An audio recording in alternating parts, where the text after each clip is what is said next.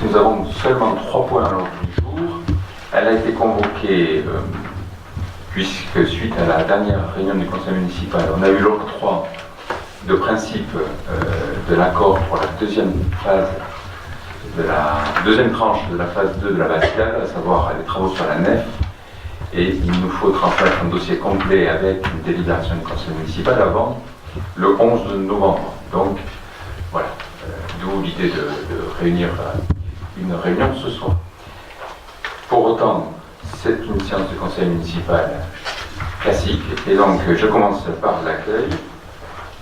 Marion Bergigna, Marie-Ange Faber est absente à donner procuration à Marion Bergigna. Et Jacques Choulet, présent.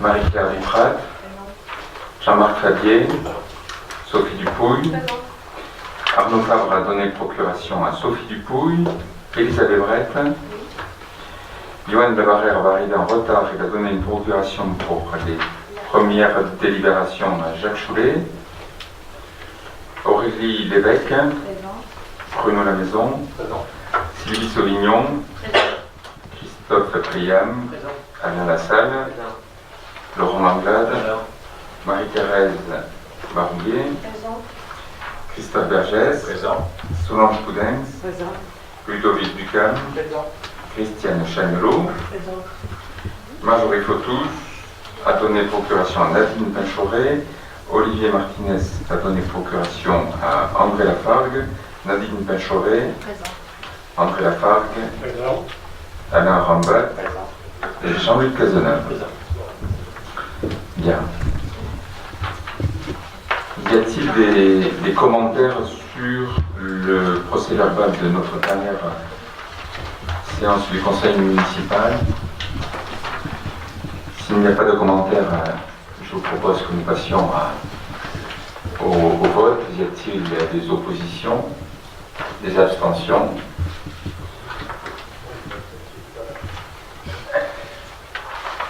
Bon, Jean-Marc s'abstient parce qu'il n'est pas là. On a des gens qui ont voté contre sans y être, par la suite. Ils ne participent pas au vote. Je participe au vote. Très bien.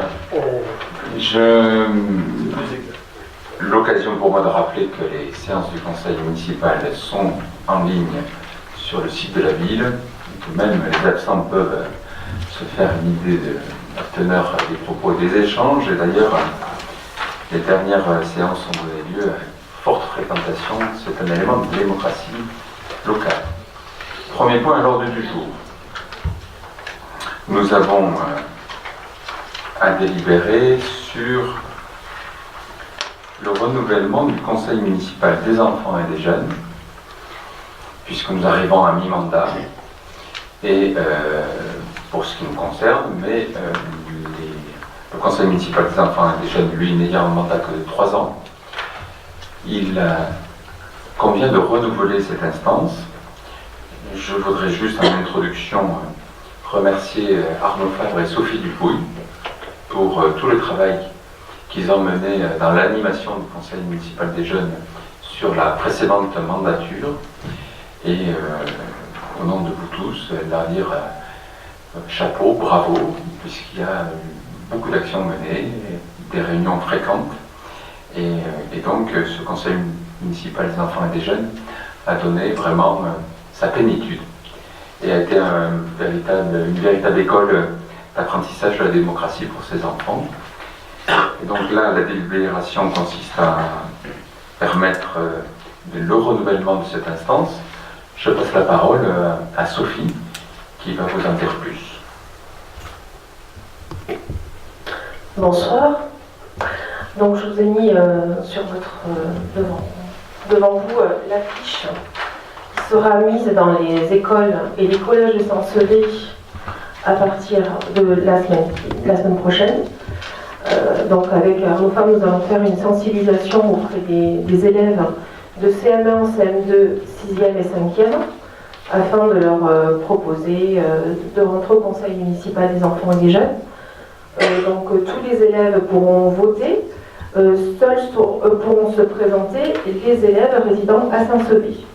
Donc ils seront au nombre de 27, au même titre que le conseil municipal des adultes. Le dépôt des candidatures sera le 30 novembre dans les établissements scolaires. À la mairie, nous récupérerons les candidatures le 1er décembre. Les jeunes seront donc invités à venir voter en mairie sur une journée complète le vendredi 8 décembre. Donc ce seront les jeunes qui vont tenir les bureaux de vote et qui dépouilleront aussi les enveloppes. Voilà.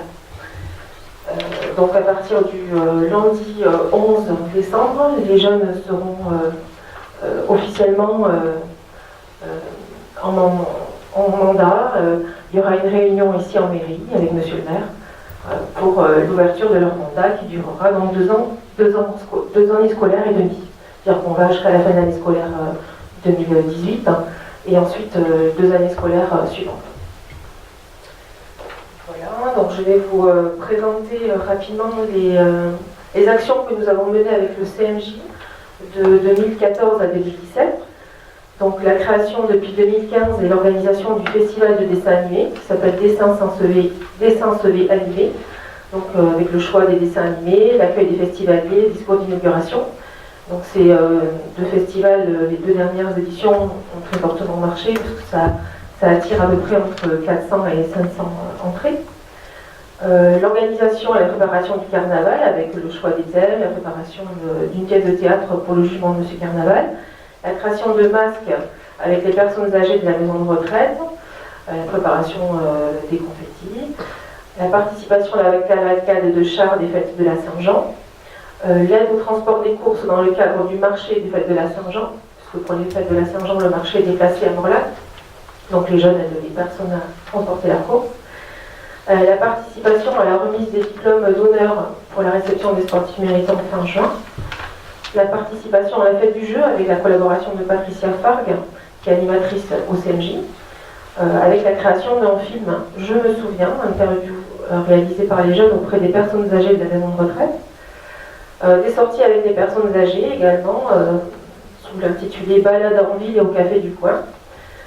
Des jeux avec les personnes âgées dans les locaux de la maison de retraite, jeux de quilles et jeux de oui, en collaboration avec l'animateur de la maison de retraite Patrick Durand. Et puis enfin, le dernier projet qui a été réalisé, c'est la création des aires de jeu de l'école du parc de Toulousette et de Morlaix. Donc il y a eu une réflexion, une proposition et un choix des éléments pour leur équipement, avec notamment la fameuse tyrolienne.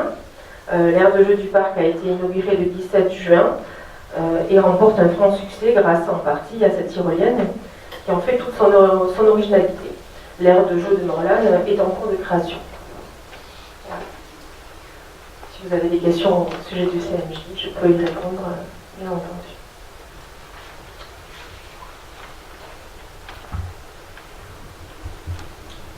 C'était exhaustif, il n'y a pas de questions. Pas de questions. Donc les grandes nouveautés de la mandature précédente, c'était la création du festival de dessin animé à Noël, qui se produira de nouveau cette année dans le cadre des animations commerciales, incitant au fond le grand public à venir dans le centre-ville de Saint-Sevé en amont de Noël pour profiter d'événements culturels comme ce festival de dessin animé, mais aussi pour faire des achats dans les commerçants de notre ville, et l'association des enfants au choix des agrès des aires de jeu. Et bon, je crois qu'on a bien fait de les associer, puisqu'au fond, la tyrolienne rencontre un grand succès. Espérons que le choix de la thématique tauromachique sur les jeux de Morlaix rencontre le même succès, puisque j'ai vu apparaître des têtes de taureaux et de vachettes au bout des balançoires qui sont en train d'être montées. Voilà. Y a-t-il des oppositions sur cette délibération? Des abstentions? Je vous remercie de cette belle unanimité. Deuxième point à l'ordre du jour. En courrier du 11 octobre, la DRAC nous confirme, la Direction régionale des affaires culturelles, qu'elle nous suit dans le financement des travaux de l'abbatiale en s'engageant à financer la deuxième tranche, à savoir la nef, sachant que la tranche en cours est déjà financée par les 3 instances qui nous accompagne, à savoir l'État, la région et le département, sur le transept qui a démarré il y a 1 mois et demi de cela. Peut-être qu'on peut passer la parole à Jean-Marc, s'il veut nous dire quelques éléments de plus sur ce projet de l'abbatiale. J'en profite pour remercier Jean-Marc qui est présent tous les 15 jours aux réunions de chantier. Ces chantiers au long cours sont au fond des éternelles découvertes. Allô. Juste faire un point simplement sur les travaux. On a démarré en réalité avec un tout petit peu de retard parce que les échafaudages qui devaient être finis de monter fin octobre le seront en réalité d'ici une semaine et demie à peu près, puisque l'entreprise qui devait monter les échafaudages n'avait pas reçu la totalité de son matériel et n'a pas pu monter en temps. Donc les échafaudages qui expliquent le retard qui a été pris au niveau des échafaudages, mais entre-temps, on a essayé d'avancer sur les chapelles hautes et sur le clocher qui ont été entièrement débarrassés des gravats qu'il y avait dans ces deux endroits, et également les travaux de nettoyage du transept, de la partie sud du transept et entre la troisième absidiole sud ont démarré, et donc les travaux devraient avancer normalement pour cette partie du transept, donc des chapelles hautes et de l'accès au clocher. Normalement, M. Toin nous a promis de terminer ça avant l'été, et donc ce qui permettra l'été prochain d'avoir accès aux chapelles hautes et au clocher, et également d'avoir une période sans travaux, je dirais pendant l'été, de telle sorte que les travaux puissent reprendre dès le mois de septembre au niveau de la nef. Voilà pour ce qui est des travaux. Si vous avez des questions à poser, j'essaierai d'y répondre.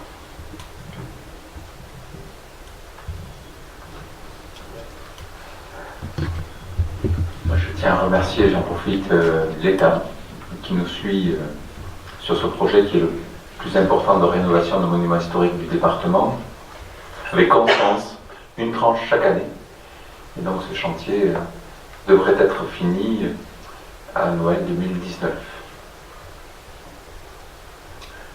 Y a-t-il par rapport à ce point des oppositions, des abstentions? Je vous remercie de cette belle unanimité. Troisième et dernier point à l'ordre du jour, la prise en charge des transports scolaires. Il nous convient de délibérer, puisqu'au fond, la loi NOTRe transfère la compétence transport scolaire à la région. La région Nouvelle-Aquitaine a décidé d'accorder la gratuité aux élèves landais demi-pensionnaires sous réserve d'habiter à plus de 3 km de l'établissement scolaire fréquenté. Et donc la région sollicite la commune sur ce dispositif pour l'année scolaire 2017-2018 pour les enfants domiciliés à moins de 3 km du collège ou de l'école et qui ont rempli la demande d'inscription au transport scolaire. Ça concerne 11 familles et 17 enfants pour un total de 2 295 €. Voilà. Y a-t-il par rapport à ça des questions particulières?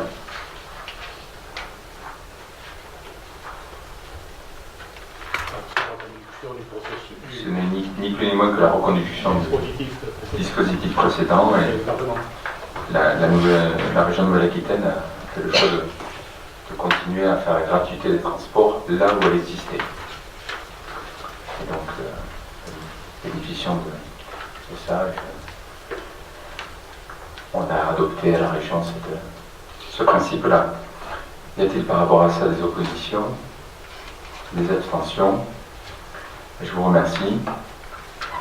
Je vous avais promis que ça serait la séance la plus courte de l'année. Oui, Alain?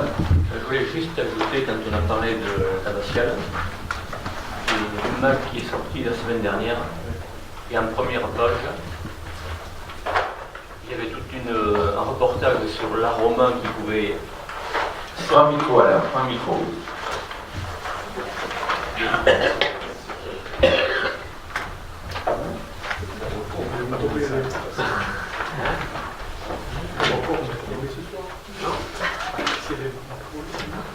Non, je vais simplement être très bref, mais je pense qu'il était utile, dans l'intervention que Jean-Marc concernant l'abbatiale, de remarquer que nous ne sommes pas les seuls à nous intéresser à l'abbatiale de Saint-Sevé, que sur un reportage d'un hebdomadaire qui est le MAC du Sud-Ouest, le supplément du Sud-Ouest, Sud-Ouest a choisi en première page, sur un reportage concernant l'art romain en Nouvelle-Aquitaine, identifiant cet art romain à une identité, en tous les cas une unité qui se retrouve sur cette Nouvelle-Aquitaine, de Limoges, Poitiers jusqu'au Pyrénées.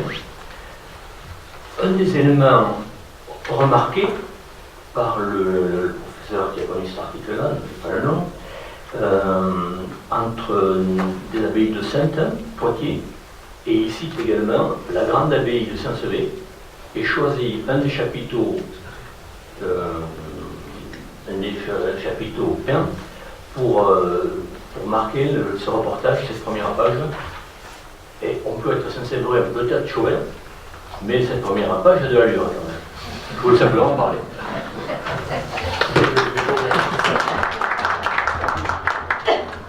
On peut être passionné sans être chauvin.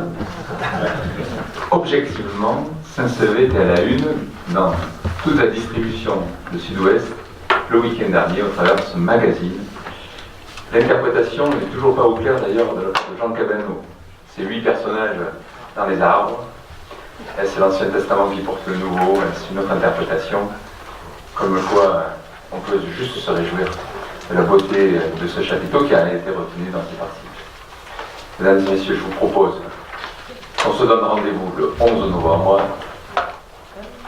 le samedi, jour de commémoration du centenaire de cette terrible bataille de Verdun. L'occasion de vous dire que des Saint-Séverins seront honorés à cette occasion de médailles militaires tout à fait justifiées, que le soir, le cœur du centenaire fait un spectacle. Je profite de ce soir pour en faire la réclame dans l'abbatiale, où nous sommes tous invités. Je crois que l'action de mémoire qui est faite par ces bénévoles est tout à fait extraordinaire. Et si le temps nous le permet, je pense que l'après-midi, nous aurons la joie de nous retrouver sur les gradins de la semaine taurine qui sera conclue par une homiléta. Et une fois que je vous ai dit tout ça, je vous donne rendez-vous à un prochain conseil municipal. Je pense qu'il y en aura un d'ici la fin de l'année. Je vous souhaite bon vent et bonne soirée.